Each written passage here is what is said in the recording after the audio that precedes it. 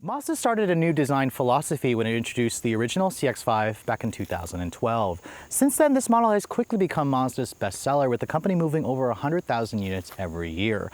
For 2017, there's an all-new version, although you may have to squint hard to notice.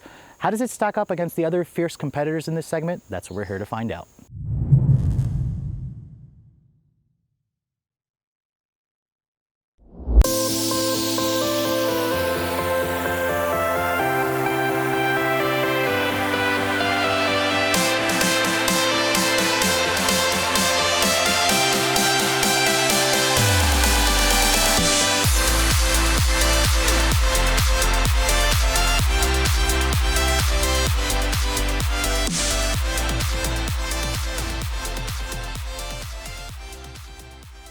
So the first generation CX-5 was actually one of the most stylish crossovers on the market, and Mazda gave it a pretty heavy refresh for 2016. So as you can see, this all-new version doesn't really look all that new, and Mazda took a much more evolutionary approach with the design. Now, the Kodo design theme was widely successful in that crossover. You can see they carried it over on this. It has an updated version of the company's 5-point grille. It's got skinnier headlights with LED daytime running lights. Now, speaking of which, LED headlights are actually standard on all the trims, which is a new feature this year. The previous model, you had to go for the top of the line with like a tech package to get that. Now, my tester is the GT model. It's the top of the line. It's painted in this luscious shade of Soul Red Crystal Metallic. It's a seriously beautiful shade of red. It's like a $600 option. I highly recommend this color if you guys want this crossover to stand out even more. Now, Mazda is actually offering this car in 4 different trims. The Grand Select and Grand Tourings will come standard with these 19-inch wheels. Now, I have my love-hate with these wheels because I like the design of the spokes and the color of the inner spokes, but they look small. Honestly, they look like 17s at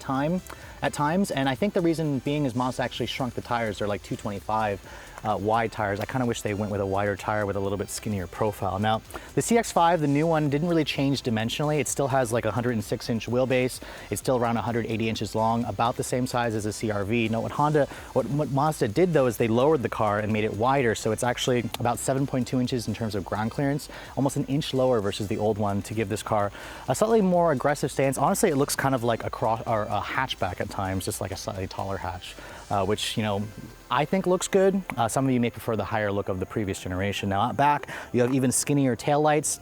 This particular trim has LED taillights. They're not full LEDs. The turn signals are just incandescent lamps. And I also am noticing the rear spoiler area here used to be a little bit larger in the old one. I think I prefer that design. I mean, it's an overall, you know, an updated look. Again, I do have trouble, you know, seeing the new version in this particular model. You can see dual exhausts are also standard. It's a pretty, you know, handsome crossover, if a slightly, you know, a little bit on the safe side in terms of the styling. Now, Mazda actually added a powered tailgate this year, which is not even an option on the previous generation. It doesn't have the motion activated or hands-free like competitors, so they are behind there. But when you do open up the powered tailgate, the cargo capacity actually shrank this year. If you look at the numbers, with all the seats up, you're looking at just over 30 cubic feet of space. If you want to fold down the rear seats, which Mazda actually makes pretty easy, just from like a little, you know, lever that you pull here, and then it'll, you know, make the seat push forward. You get around 60 cubic feet of space, which is again about 5 cubic feet less than the old model, and about 10 cubic feet less than what you get in the new CR-V or the old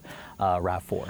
First approaching your new CX-5, you're going to notice Mazda is still using the same key fob. Just like Nissan, I do think it's time for Mazda to update this. I like the size of it and the durability, but they've been using this key for a long time, so some sort of update would be nice. Now, the CX-5, my particular tester, does come with the company's smart key access system with push-button start. No, it doesn't have factory remote start. You have to add it as a dealer accessory if you want that, but to lock the door, it's like all the other Mazdas. Just push this button, that locks the door for you. It's the same button to also unlock it. There's no sensor on the back of the door handle to unlock the door for you. Now, looking at the interior of the new CX-5, you can see instantly it's recognizable as, you know, the latest in terms of Mazda's cabin design. It's a very nice interior on this car for sure. Mazda has seriously been doing some great interiors. My tester with the Soul Red Crystal and the parchment leather just looks spectacular. It makes a great first impression. It seriously looks like it belongs in a luxury car that can cost, you know, $10,000, $20,000 more expensive. Now, stepping inside,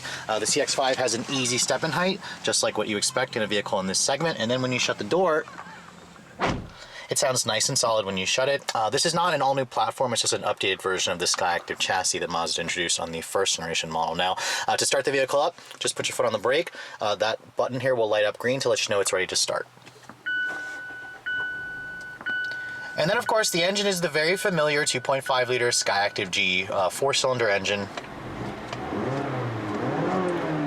It's a pretty traditional engine. Honestly, I do think it's time for Mazda to give us some new engine technology, which is coming in the form of their compression ignition engine, where it doesn't use any spark plugs, which should be showing in the next few months. Now, looking at the rest of the interior, you can see the materials in here are just first rate. I mean, everything in this class has pretty much a nice interior, but the Mazda's really stands out as being very premium. You can see it's got stitching on the dashboard. The entire dash is actually soft touch. It has a nice graining material. This lower portion here is also soft touch. The stitching is actually real, but this isn't leather. It's kind of like a leatherette material. It's really nice, honestly. The faux wood grain trim, while it doesn't look like it's real, it definitely looks better than, you know, the fake wood that you find in the new CR-V. I also love the aluminum trim that's splashed throughout. I love the design of the vents and the overall cabin design. The door panels are soft touch with the real stitching. It's basically soft touch everywhere where your elbows are going to rest. Only the driver's window is one touch automatic down and up. I kind of wish that Mazda also made it for the front passenger window as well. The door handle is aluminum accented. The rest of the gauges here, you can see traditional Mazda gauges.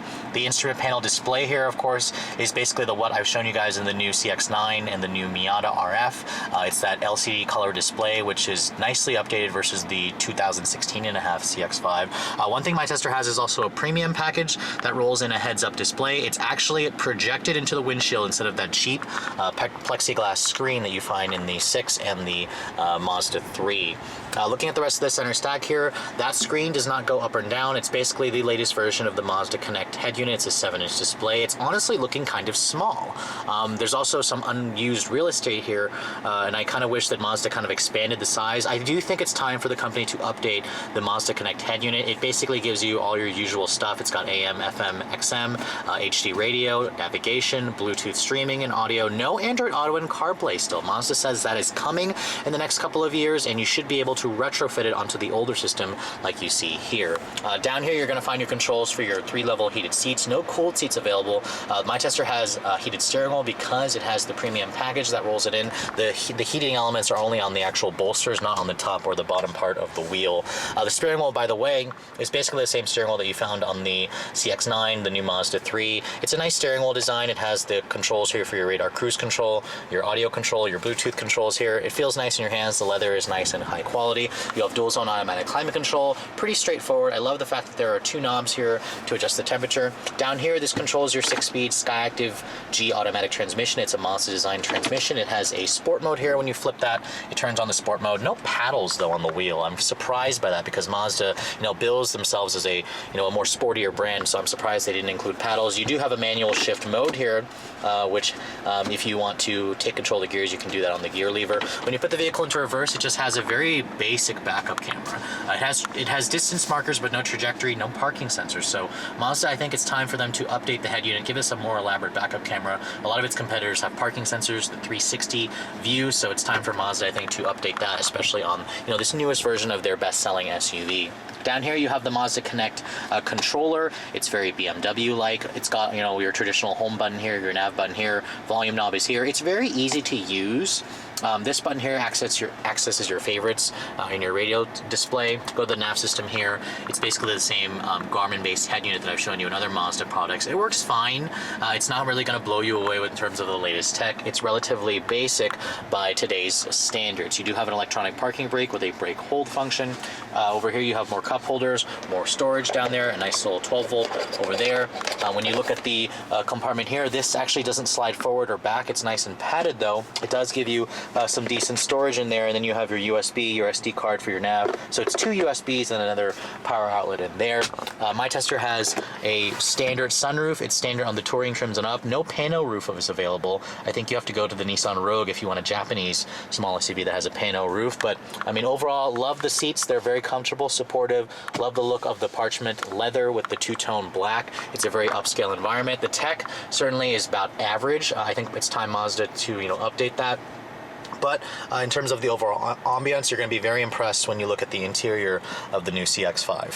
Looking at the rear seats of the new CX-5, you can see it's also a pretty nice place to spend time. Very class competitive amounts of legroom. The seats also look nice and high quality. Stepping back here, you can see it's a nice, easy step-in height. There's plenty of legroom here, honestly. Lots of good foot space here. Mazda included vents on the touring trims and up. There is a slight hump here for the center passenger, so you have to kind of straddle that. But the bunch itself has really good thigh support. The leather is nice and comfortable. And then when you shut the door here, it sounds nice and solid. They extended the soft touch materials with the stitching, that fake wood, and the leather padding right here where your elbows are going to rest. So it's a very nice place to spend time back here. You do also get 2 map pockets, and if you're wondering where the heated seat controls here are the USBs, they're actually hiding in the center console here. When you fold down this armrest, you get 3 level heated seats as part of the $1,800 premium package, and then Mazda puts the USB ports actually in here. There's 2 USB ports. They're the quick charge, so it actually makes more sense over here where you can actually plug the cord in here and then have more, usability of your phone while it's actually sitting here charging. The seats themselves, they fold down 60/40 to give you more versatility in the cargo area.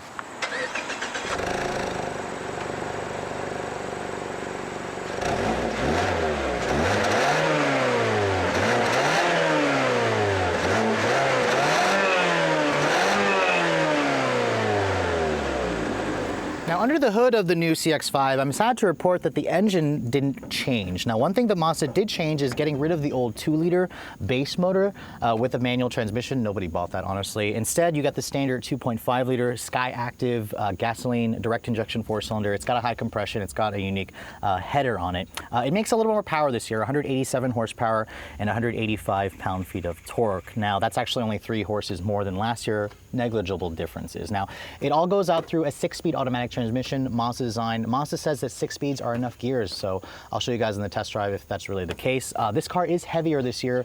It weighs around 3,600 pounds, almost 3,700 pounds in this fully equipped model because Mazda added more sound deadening materials. Now, you can get it in front or all-wheel drive, and gas mileage, I'm sad to report, actually dropped this year. The old 2-liter with the manual offered up to 35 mpg. This now tops out at 31 if you guys go for front-wheel drive. It drops to 23, 29 with all-wheel drive, which is kind of disappointing, but I'll see if I do a little bit better in the real world. This will tow up to 2,000 pounds. Now, if you guys want more power, you can actually choose a diesel engine offering next year. Mazda says it'll be the first diesel from Mazda offered in the States, and that will actually offer over 300 pound-feet of torque. No official word yet on the fuel economy or the actual numbers. We'll have to wait and see. But until then, let's get out on the road on this base 2.5 and see how it all performs. So I had a lot of seat time with the first generation CX-5. Mazda actually sent me 2, a 2015 and the refreshed 2016. Always loved the way they drove. They were one of the most car-like crossovers in the class, really sporty to drive, really stylish. So this new one has some pretty big shoes to fill.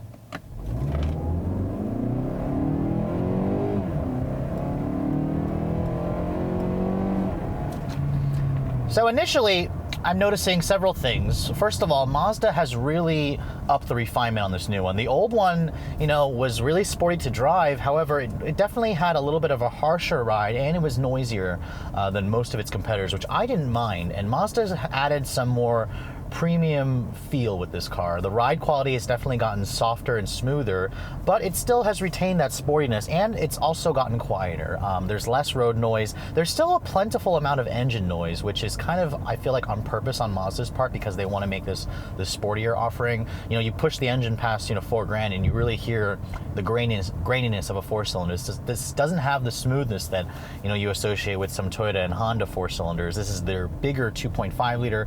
It's a little bit coarse when you get it up in the higher revs, which I'm okay with. It doesn't bother me. But really, Mazda added some sound deadening material, and that's why the weight is heavier. And you notice it right away. This is one of the quietest driving Mazdas I've ever driven. It's quieter than the 6, pretty much on par with the new CX-9, which is, a considerably bigger vehicle. It's a heavier vehicle. It's a class above. Now, the steering has always been a Mazda hallmark, and the CX-5, the new one, continues that. It's very heavy for a crossover. It's also pretty quick and precise. The CX-5 doesn't really lean too much. Now, compared to the new CR-V that I drove, the two are very similarly, driving. The Mazda has a smidge sportier, but the Honda isn't really far behind. And really, you're going to get, one of the best driving crossovers with either vehicle. What really holds the Mazda back for me is the engine. I mean, yes, Mazda gave it 3 more horsepower, which is honestly negligible.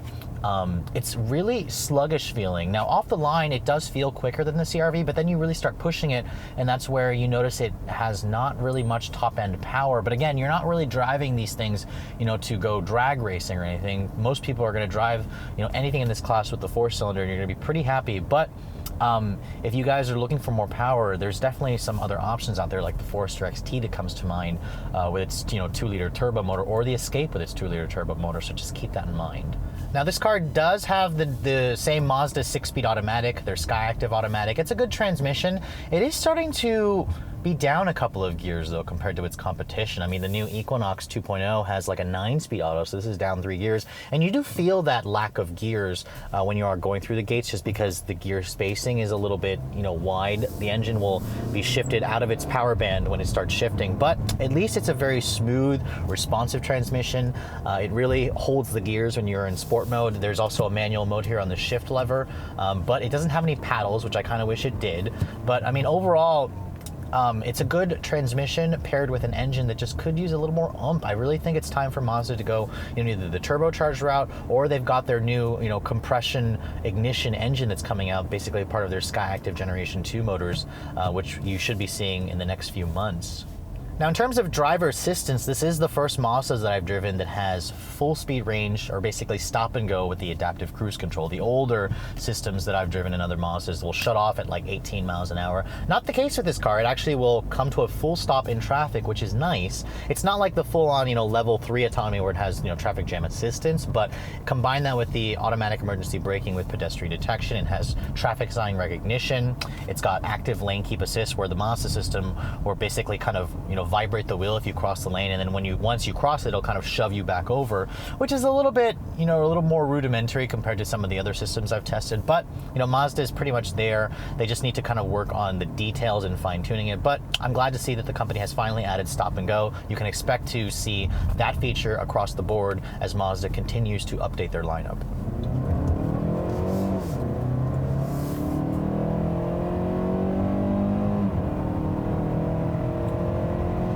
So if you're patient with the new CX-5, it should get to 60 in around 8.5 seconds, which is actually about a half second slower than the previous generation. I don't even know what happened there. It doesn't really feel all that sluggish unless you're really starting to push it. This is where the new CR-V with its turbo engine will smoke this thing, especially when you're getting up in the higher rev ranges. Once you're actually getting up to speed, the Honda feels much quicker than the CX-5, which is pretty disappointing to me because the Mazda is the sportier handling vehicle just by a smidge. I just wish it had the acceleration. But when you get out on the road here at highway speeds, the ride is nice and calm, the seats are comfortable, the visibility in here is excellent. It's got blind spot monitoring with rear cross traffic detection, and it's just a really easy car to drive. And it doesn't surprise me at all that this is Mazda's bestseller. They sell over 100,000 every year. Now, talking about the engine, I have to talk about the fuel economy because it actually dropped this year compared to the old one, and I'm actually kind of disappointed with the gas mileage of this car because in my week's worth of testing, I've actually only been averaging around 21 miles per gallon in a mixture of mostly city, a little bit of highway. When I reset the trip and did a full highway jaunt, it did around 28, 29 miles per gallon, so just bang on with the EPA's targets. I did better in a CR-V. I got over 30 mpg in the turbo CR-V. Usually the Mazda Skyactiv engines are pretty efficient, so I'm a little sad to see, the MPG fall a little bit on this generation. That should be rectified when the all-new diesel version comes out. I'm expecting that to get over 40 mpg and, have much more torque and off-the-line pull. But, this engine combination, the new CX-5, drives nice, it's sporty, it's easy to drive. Just in terms of the engine department, for probably 10% of you, the enthusiast side, you're going to be slightly disappointed with how underpowered it feels, but for the majority of you, when you don't push the car, it feels perfectly adequate. And you can see out of it really nicely. The interior is nice.